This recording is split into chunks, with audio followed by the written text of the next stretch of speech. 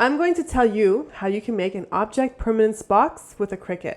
This is a fun Montessori toy for an 8-month-old baby or older.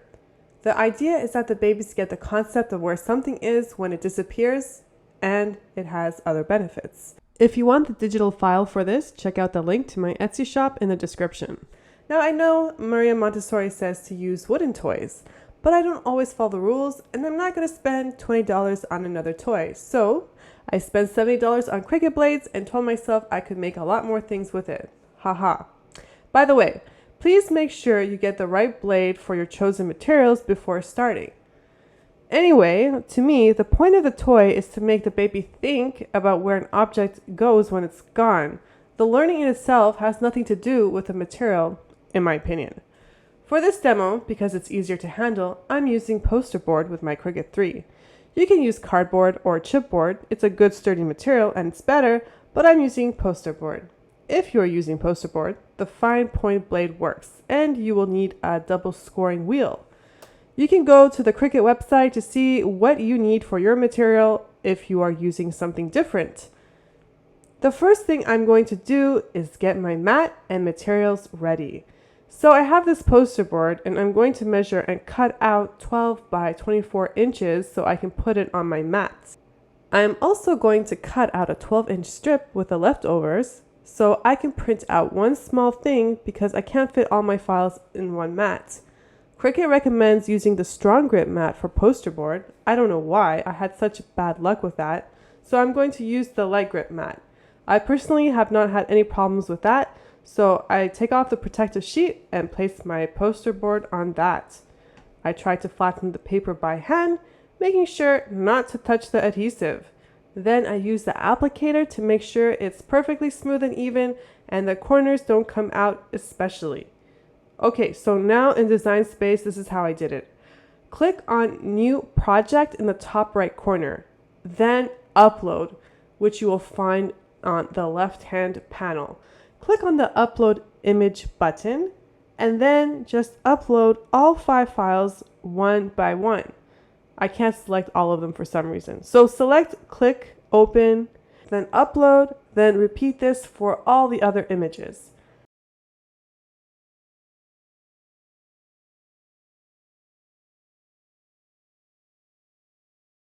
Now select one of the images and hold Shift to select all the images at once because we are going to click on Add to Canvas for all of them. Okay, so don't be intimidated with all these images. I know it looks messy, but this is the fastest way to do it. I mean, you could do this one by one, but really this is a faster way to do this. And I'm assuming if you are making this, you have kids or you are like most people, you just don't have time. So this is the fastest way to do it. So arrange all these objects so that there is enough space between them.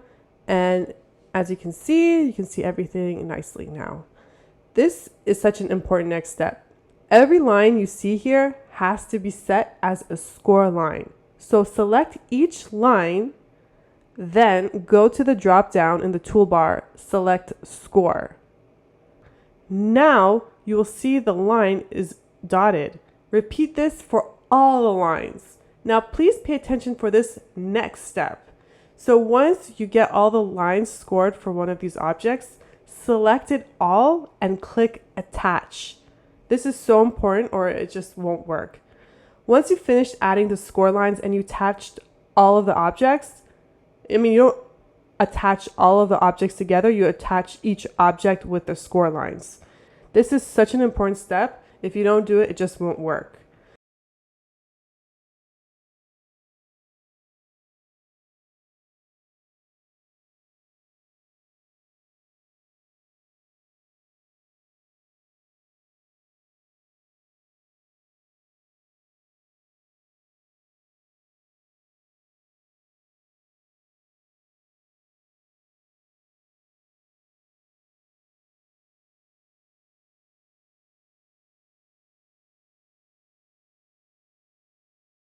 So once you've finished adding the score lines and you attached it all to the object, click on the top right corner button that says Make It. Make sure you have the right mat size. My mat is 12 by 24, so I select that. You will see that all the objects are arranged for you, and I have 5 objects and only 4 of them could fit in the first mat. And I will have to do a separate cutting session for that other piece. I like to arrange the objects away from the edge as much as possible. I try to keep it around the center. So once you're finished, click on the bottom right corner on Continue. Make sure you connect your machine. Make sure you have the right material.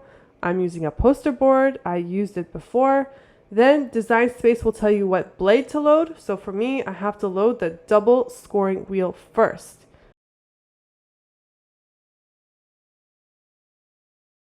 Then I load the mat.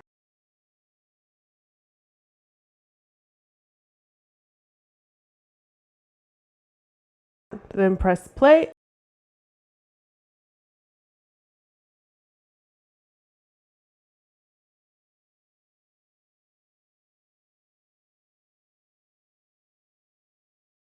And once that's done scoring the fold lines, I load the fine point blade.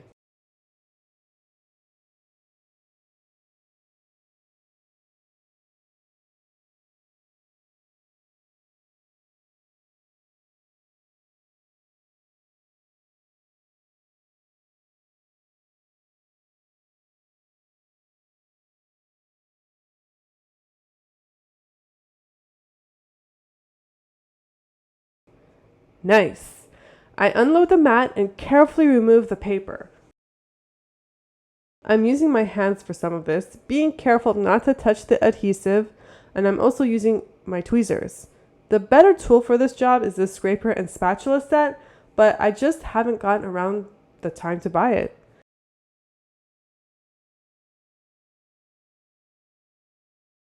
Anyway, I'm going to load my mat again with the leftover paper I had before to cut the last small piece. Notice on the left-hand panel how there is a check mark on the first mat and the second mat is selected now. So now I follow all the steps again. Gotta load the scoring wheel first.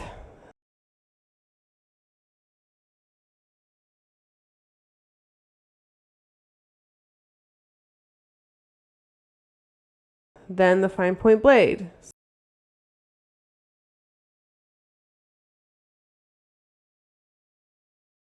So everything is scored and cut. I remove the piece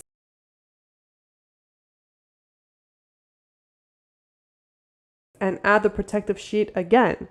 So here are my 5 pieces ready to be assembled.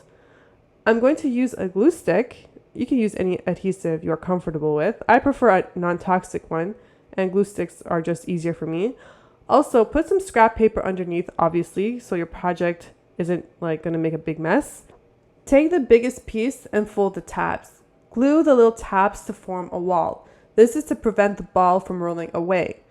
Now fold the wall upwards because now we are going to glue on the hexagon looking piece onto it. Add glue to each of the tabs. Connect the sides.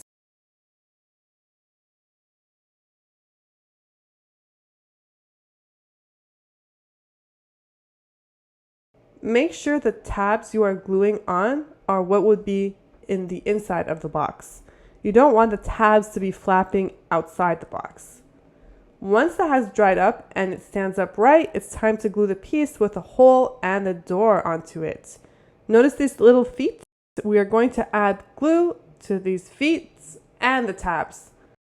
We will apply the feet down first and then attach the tabs to the sides. Now with the square piece, cover the side, making sure there is glue on all tabs.